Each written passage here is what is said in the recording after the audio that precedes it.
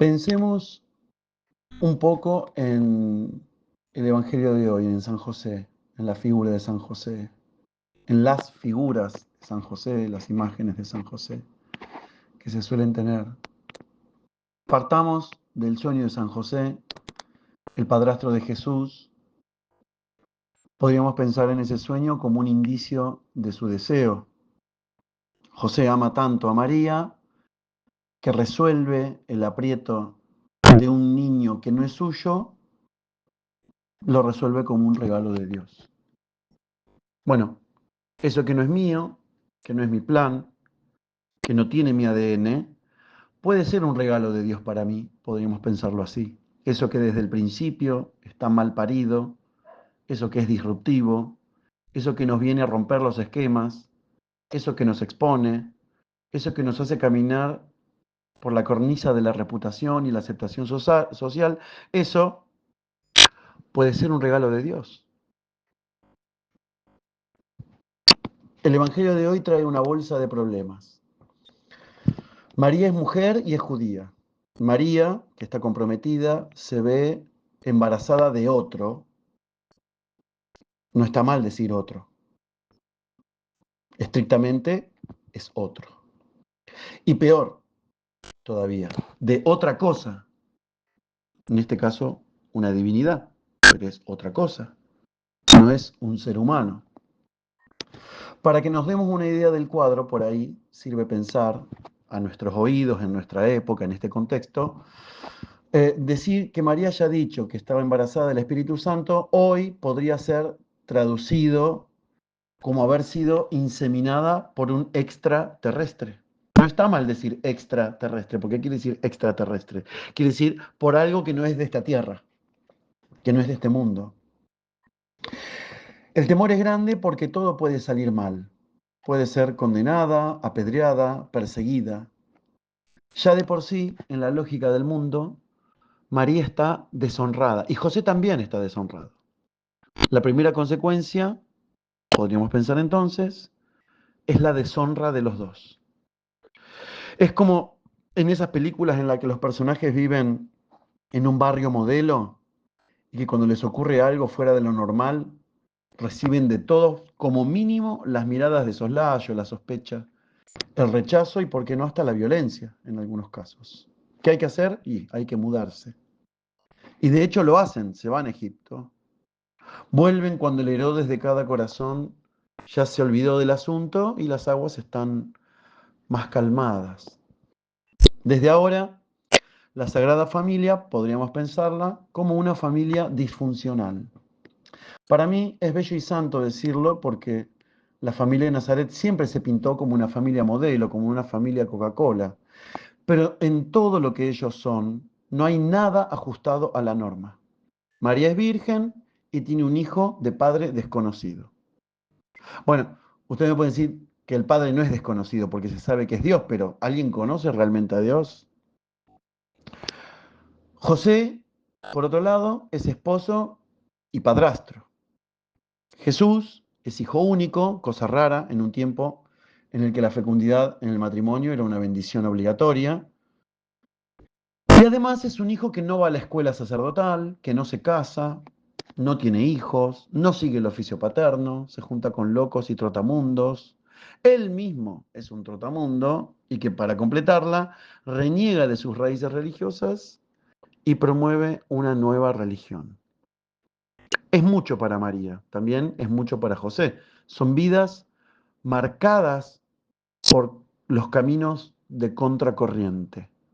Y José abraza ese destino, dice sí a eso que lo deshonra o lo deshonraría. Dirán muchas cosas en el pueblo. Habrá murmuraciones y sospechas. Quizá por eso fue que Jesús no fue a la escuela. Es posible que en aquel tiempo haya sido como en muchas escuelas de hoy, que hay que tener un currículum intacto para inscribirse, como quien dice, venir de una familia bien. Y José se la banca. José soñó que era verdad, que un ser extraterrestre, que no es de la Tierra, fecundó a María. Y como los sueños hablan de nuestros deseos más profundos, José sueña que debe ser así, que María no le miente y que él debe cuidar a ese hijo que será un dolor de cabeza para los dos, y los cuida. Se muda las veces que sea necesario, él mismo lo educa a Jesús para que no sufra bullying, le da un apellido, lo protege. Porque Jesús es, como dice el Evangelio, un signo de contradicción. No trae certezas, sino preguntas. No trae la paz, sino el conflicto. No emparcha, sino que rompe y recrea. María va a luchar contra el resto. Ese hijo descarriado, que tiene mala junta, que se adjudica el oficio de maestro sin título, que se junta con locos, prostitutas y solterones sospechosos, que hay que ir a rescatarlo de sus fans y de sus giras, porque se pasa de mambo. Ahí está María, bancando y luchando el resto. Eso hace el amor. ¿Por qué José no se casó con una mujer bien? ¿Por qué no tuvo un hijo propio que sea el orgullo de su apellido? ¿Por qué elige ese destino? Dicen que José murió, pero si lo pensamos con un poco de criterio y de realidad, si José era ya de huir, porque la primera respuesta que dio fue la huida, hasta la intervención del ángel en el sueño, bueno, muy posiblemente se tomó el palo cuando se dio cuenta de que era mucho para él. Yo creo que le habrá caído la ficha de la magnitud del problema cuando Jesús se perdió en el templo y sacó el tema de su otro padre. Para mí, ahí habrán comenzado seguramente los conflictos sobre el tú no eres mi padre, típico de los adolescentes, bueno, aunque en aquel tiempo y cultura no existía la adolescencia, por supuesto. Si San José se tomó el palo, no le resta gloria y dignidad a la historia sagrada, porque le dio a María y a Jesús todo lo mejor y lo principal, un apellido. Eso era suficiente para resguardarlos a ambos. Pero así como una vez quiso irse y el deseo lo retuvo por medio de un sueño, así es posible que se haya ido por segunda vez. Por eso podríamos explicar el silencio del Evangelio respecto de José. Si se hubiese tratado de una muerte, y una muerte en las mejores relaciones, María, que le contó todo al evangelista Lucas, habría mencionado algo. Pero María calla. ¿Por qué calla? Y quizá algo no está bien. Quizá algo no estuvo bien desde siempre. Las relaciones entre José y Jesús habrán sido tensas. El muchacho no quería aprender el oficio y para sobrecompensar el agujero de su bastardía, acentúa cada vez más su filiación divina. Esto de la bastardía no lo digo yo, lo dicen los mismos evangelios. En un momento los judíos le reprochan, le refriegan en la cara a Jesús, le dicen, bueno, al menos nosotros no somos hijos de la prostitución, somos hijos de Abraham. Entonces decía que Jesús sobrecompensa acentuando cada vez más su filiación divina. Yo soy hijo de Dios. Frecuenta sectas extrañas, no honra el oficio. Bueno, pobre José, ¿no? Es muy posible que se haya ido. Esta vez ningún sueño lo detuvo o, ¿por qué no? Otro sueño lo llamó. No lo sabemos. No sería extraño pensarlo. Jesús mismo invita a dejar a la familia por el reino. Pero pensémoslo, ¿no ocurre lo mismo con casi todos los sueños y deseos? Duran lo que duran, operan mientras es necesario, hacen su maravilla y se van. Nos hacemos cargo, tomamos la posta, ponemos el cuerpo, el tiempo, la fuerza, la guita, comprometemos el apellido y la casa, nos jugamos por ese sueño. Y puede que las cosas no resulten como normalmente se espera, pero eso no importa. La fuerza del deseo todo lo tolera y todo lo transforma. Hace lo que tiene y lo que quiere hacer. Y eso es lo que hizo José. Muchos, y por mucho tiempo, quisieron ver en José, yo me di cuenta de esto, quisieron ver en José a un prototipo de filósofo estoico, a un sabio zen que acepta lo inevitable o a un místico de primera línea. Pero José era nada más ni nada menos que un carpintero de Nazaret, una villa, un pequeño barrio pobre que no tenía buena fama encima. Para nosotros, vieron que en el Evangelio dice, ¿qué puede salir de bueno de Nazaret? Lo dice el mismo Evangelio. No tenía muy buena fama Nazaret.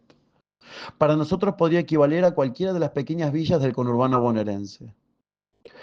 Pero José no era ni filósofo, ni místico, ni asceta, ni teólogo, ni sacerdote. Era un trabajador común con sentimientos y pensamientos comunes. Y con un deseo, y con un amor. Desconocemos el sueño de José o su deseo, pero sabemos que pasaba por María. que sería indudablemente una mujer encantadora por los distintos testimonios que tenemos del Evangelio. Nos gusta a nosotros, de todas formas, ver a San José en los mármoles, con esa pose de prócer grecorromano que olvida y niega la psicología del carpintero pobre, marginal, a la deriva de su propia familia y de su propia tradición por un amor. Fue mucho para él, seguramente, como lo es para nosotros que luchamos con las mismas cosas y que las vemos todos los días. Fue mucho y se hizo cargo de su deseo, de su sueño, de sus decisiones. Fue mucho y afrontó las consecuencias. Fue mucho y fue responsable con lo que él sentía. Fue más allá de sus fuerzas y adoptó un destino que no había planeado de antemano o, por ahí, eligió un destino que no era el que cualquier compatriota hubiese elegido de buena gana. Se jugó por su amor, se puso los pantalones y no arrugó ante el qué dirán o el qué harán.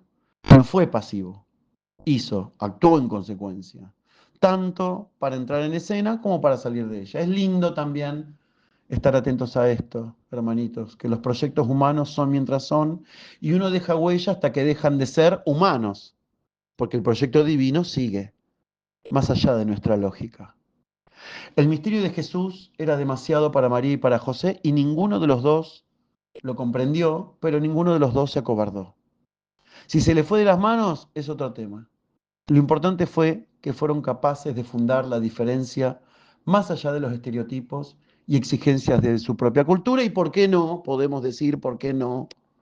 Fundar la sacralidad de las familias disfuncionales, de las familias heteronormativas, de las familias, perdón, de las familias que no son, que no cumplen la normativa, ¿no?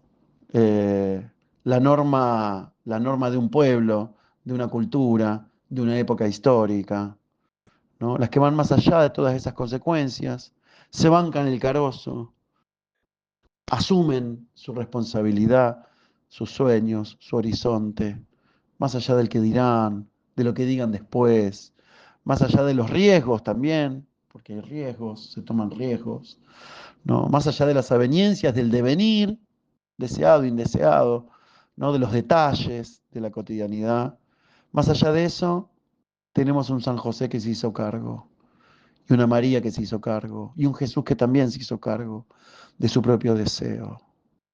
Los detalles no le quitan gloria y mérito a este santo, a este hermoso santo de la tradición católica, que por ahí estaría un poco más bueno verlo humano, no marmolio, heroico, ¿no? No como un prócer, sino como un trabajador, como un obrero, como una persona pobre que pasó a la historia de la mejor manera, que es la manera en la que nosotros somos recordados o que alguien es recordado cuando se juega por un gran amor. Que tengan un bello día de San José. Bendiciones.